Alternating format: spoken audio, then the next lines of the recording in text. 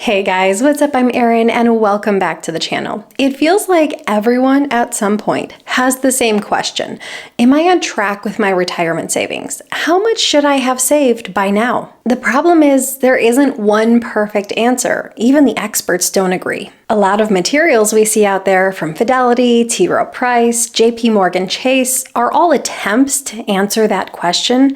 But remember, these checkpoints are created by humans. And these humans are influenced by the companies they work for, by their own experiences, and the assumptions they have to make when writing for the masses, not individuals. So today I'm going to walk through these guidelines side by side.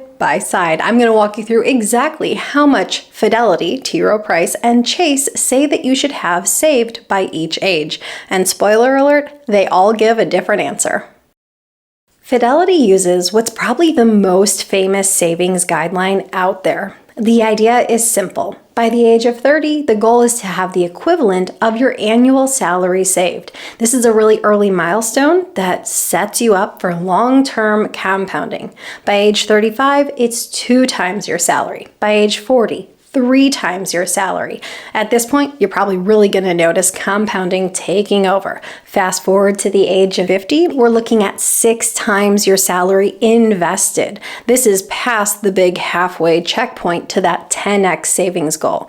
And finally, by the age of 67, when you step away from the workforce, the goal is to have 10 times your income invested. Fidelity assumes at this point your investable assets would be enough to cover about 45% of your pre-retirement income. The remainder of the gap would be filled by Social Security, and this should be sufficient enough to last you for a 30-year retirement. It's clean, it's simple, it's easy to remember, and honestly, it's kind of become the gold standard in financial media. One thing that can get confusing with this when we look at 1x, 3x, or 10x your salary, Fidelity isn't talking about your starting salary. They're talking about your current salary at that age. That's the one we want the multiple of. So let's put it into real numbers. If you're making $60,000 at age 30, the benchmark is to have $60,000 invested by age 40. If your salary has grown to $85,000, then the target is 3 times that,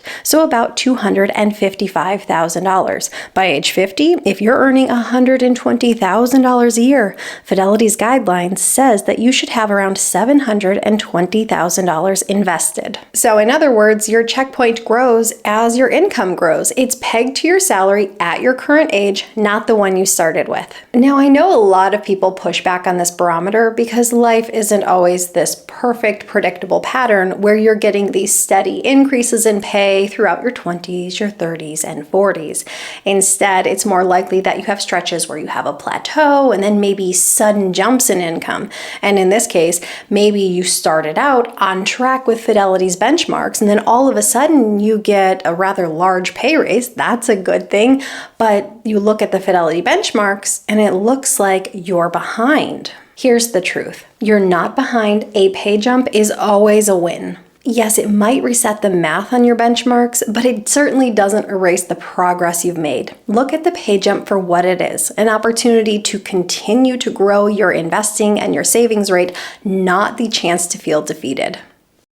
Fidelity's framework is designed around a few big assumptions. First, you're saving at least 15% of your income. That includes both your contributions and your employer's match. That's the fine print. It also assumes you're invested in a diversified portfolio. This would come with long-term growth that helps to keep you on track. And finally, that you retire at the age of 67 and spend about 45% of your pre-retirement income from your investments and cover the rest with Social Security. Now let's pause for a moment and go beyond the basics. Fidelity's last assumption that we discussed, that 75% of your pre-retirement spending is going to come from your investments and the remainder of the gap coming from Social Security, this is something we want to talk about. Fidelity doesn't explicitly say single income earning household in their marketing materials, but their benchmarks really are built around one earner's salary. Now that works pretty cleanly if you are a single income earning household, but what if you're a dual income earning household? They haven't published a separate set of multiples for savings targets. So for that, you do have a couple other things you want to consider. At first, you might be saying, just treat the household combined income as the base and use that when figuring out your multiple. So if you have a household income of $200,000, you would say by the age of 67 to 10x that, you'd want $2 million invested. And that's great from a savings standpoint, but we have to consider Social Security as an income source in retirement, and that's going to play a factor here. When looked at like this, you might end up at the exact same savings target, but you have to consider that Social Security scales per worker. So here's the nuance. If you have a single income earner facing poor market conditions and drawing conservatively from their portfolio, yes, their investments might only cover 45% of their pre-retirement income, with the remainder of the gap being filled by Social Security. But with a dual income earning household and 2 Social Security checks and the ability to share costs, well, that can put you in a much stronger position. Take this example. Let's say you and your spouse both retired at the age of 67. One of you is getting $2,700 a month in Social Security, the other $2,300 a month. That's $5,000 a month combined, or about $60,000 a year. Now suppose your household spending target in retirement is $90,000. Social Security is already covering $60,000 of that, which means you only need to pull $30,000 from your portfolio. Let's go back to your working years. Let's say your household income was $120,000 a year, and that you hit Fidelity's target of 10x your income. That's $1.2 million saved.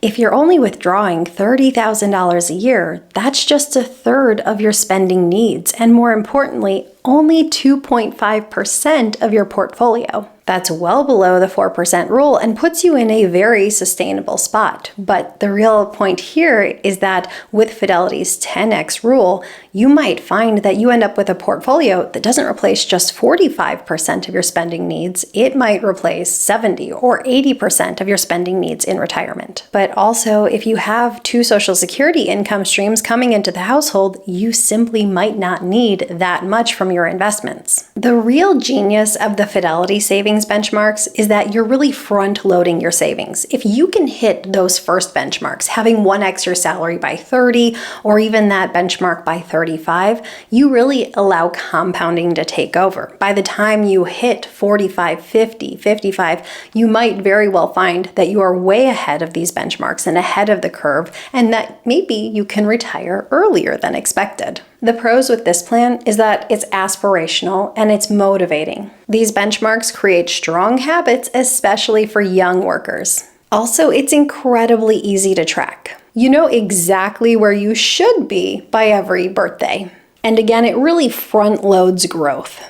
Early discipline allows compounding to carry you later on. As far as the cons, this can truly feel unrealistic. If you graduate late or start your career in debt or have a major expense in your 20s, hitting 1x your salary by the age of 30 can feel impossible, and for some, that can really be discouraging rather than encouraging. It's one size fits all. Not every career path neatly fits into these milestones. For those careers that maybe have a late start, or careers that suddenly experience a big jump in pay several years into the career, they might need a different framework to work with. It also assumes a steady savings. Sometimes real life can be a little bit messy, and maybe you don't hit that 15% savings target. You might have years where you can save more and years where you're forced to save less because you have higher expenses. Life is a little bit less neat than what is presented here. The bottom line is I like to think of Fidelity's plan as aspirational. It may not be a perfect fit for everyone, but if you want to be aggressive and build a cushion, it can absolutely be a great fit for you. Next, Rowe Price takes a flexible range-based approach instead of one number per age. The checkpoints look like this. By the age of 30, you would have half 1 year's salary saved up. By the age of 40, 1.5 to 2.5 times your annual salary. By the age of 50, 3.5 to 5.5 times your salary. By the age of 60, 6 to 11 times your salary. And by the age you retire, 65 in this example, it's 7.5 to 13.5 times your annual income. So here's the fine print. The assumption that that these ranges are built on. They assume that you're saving 15% of your income, and that 15% can be combined between your contributions and your employer contributions. They also assume that you get a 5% annual increase in your pay all the way through the age of 45. After the age of 45, they assume that you get a 3% annual increase in pay. They assume that you can capture a 7% annual rate of return in a tax-deferred account. They also assume you retire at the age of 65 and that you withdraw 4% of your portfolio for a 30-year retirement. They also assume that your spending in retirement is 5% less than your pre-retirement years or your working years, and they do factor in Social Security into the equation as well.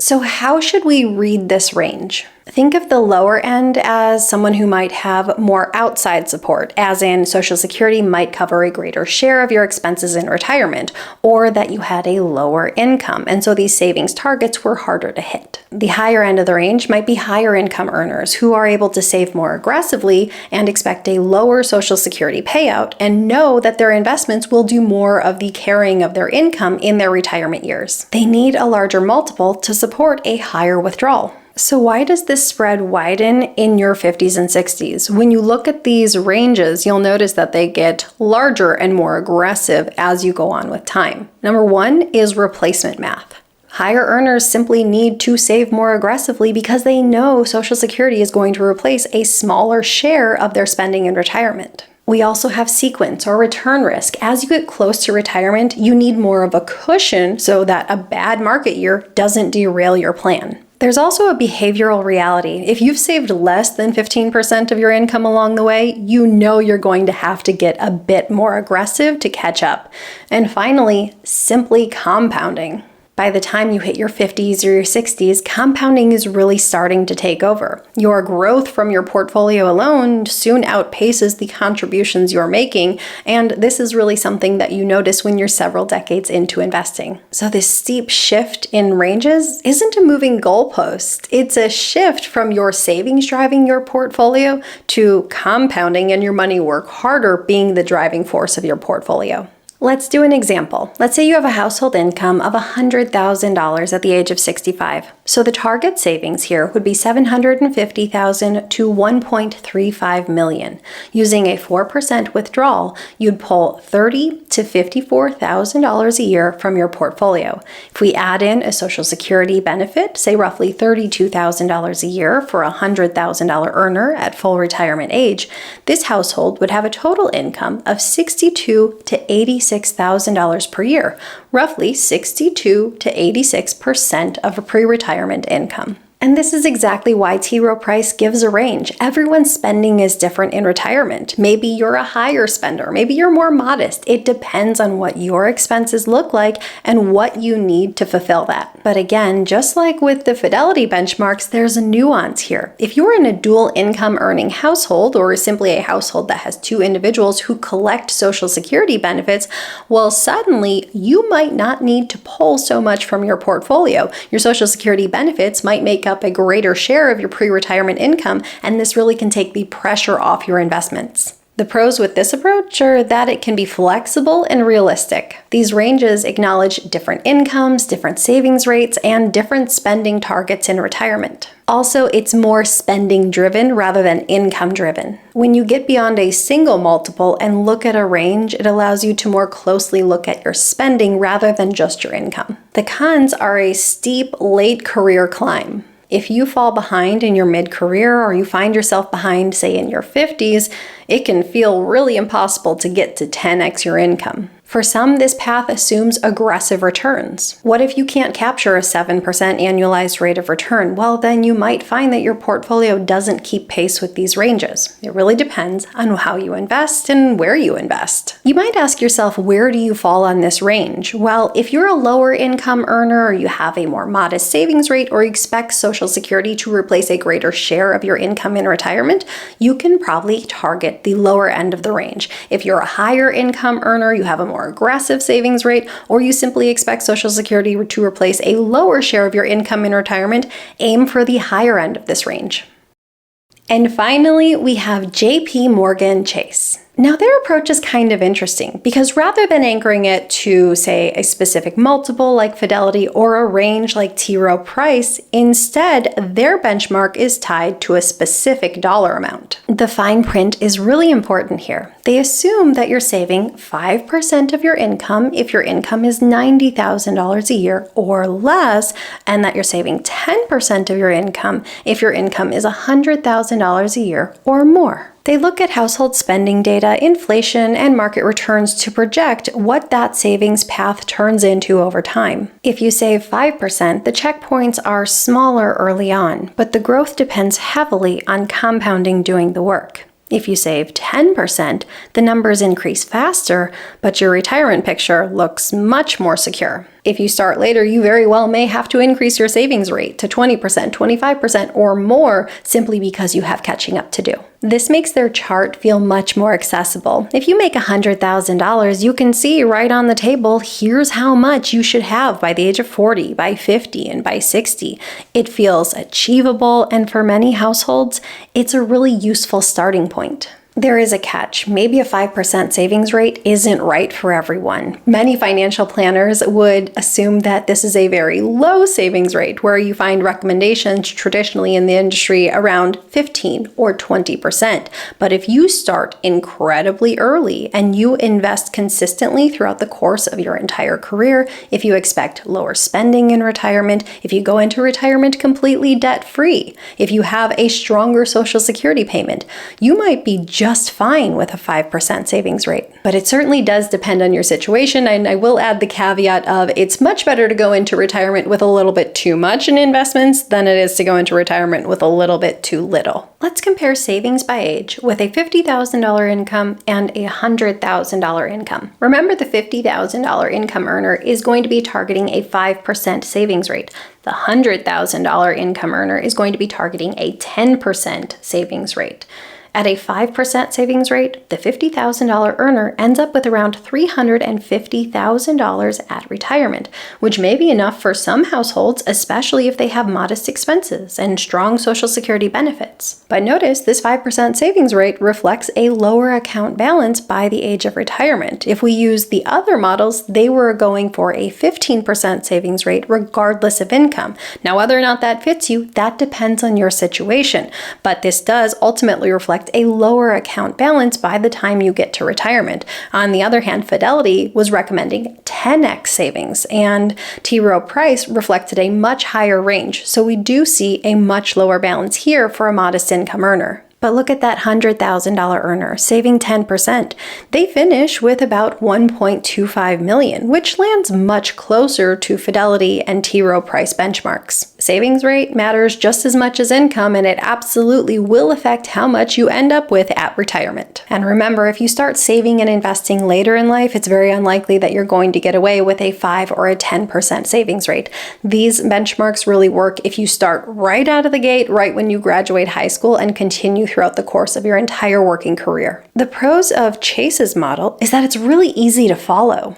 You get clear dollar checkpoints with every single age and every single income. It is grounded in real-life spending data. The numbers they give are based on how households actually spend, not just theoretical models. And for many, it can feel accessible. Quite frankly, a 5 or a 10% savings rate can feel doable for many households. Now, on the flip side, the cons are that 5% or 10% very well could be too low. If you want more security or flexibility on when you're able to retire, you very well may have to save more, especially if you got a late start to investing. The catch-up math can be brutal. If you fail to stay consistent with your savings plan, not saving that 5 or 10% consistently, you very likely might have to ramp that investing rate way up later on in your career just to hit the target. Now let's put everything together and compare what these numbers would look like for a household with a $100,000 income. Here's what each company says you should have saved at different ages. Fidelity, at the age of 40, $300,000 invested. Rowe Price, $200,000 to $400,000. JP Morgan Chase, just $150,000. By the time we get to retirement, Fidelity recommends $1 million invested, T. Rowe Price a range of $750,000 to $1.35 million, and JP Morgan on the lower end at $850,000 invested. Notice the difference. Fidelity is the most aggressive. They want to see you at 10x by retirement. JP Morgan is much more conservative, and T. Rowe Price, maybe they're a flexible middle ground, depending on where you fall in the range. So what's the right answer? Honestly, there isn't one. These are tools, not hard and fast rules. I didn't mean for that to rhyme, but it does, and I think it's useful to remember. If you want aggressive, you can go for Fidelity, and this will give you a stretch goal. If you want more flexibility and you want a range, well, maybe you go with T. Rowe Price. If you simply want easy dollar targets, go with Chase. And honestly, why not mix and match a bit? Maybe use Fidelity as your stretch goal and Chase as your floor. You can track your progress against T. Rowe Price to get a more balanced view. The key here is that you want to be saving consistently throughout the course of your entire working career and working towards financial freedom. But there is no one right path and there is no one right answer. These are just to be used as a general guide to help you know if you're on the right track. So what are your thoughts? Leave them in a comment down below. I post new videos every single week. If you got anything at all out of this one, please give it a like. If you're new here, please consider subscribing, or if you know of someone who might get something out of this type of content, please consider sharing. I'll see you soon. Bye. We have greater depth of lighting. Are you happy? Because I'm happy. I still have to get a couple things. I'm thinking something representing Michigan, where I'm from, and probably a tooth because that's the industry I work in. What else is going up there? Maybe a plant over here, and I'm thinking maybe a gold light over here. Is that too much? But we have depth of lighting. We're getting a new microphone. I'm working on it. It's a work in progress. Give me your thoughts. Also, I'll have a curtain. I don't have a curtain yet right now. It kind of looks a little shady. I've cut up a cardboard box to block out the windows. I will show you when I'm done, but is what it is for today. Curtains are coming. I will spend my afternoon installing this cool curtain rod. But until then, we make do and we power through. Work stops for no man or woman.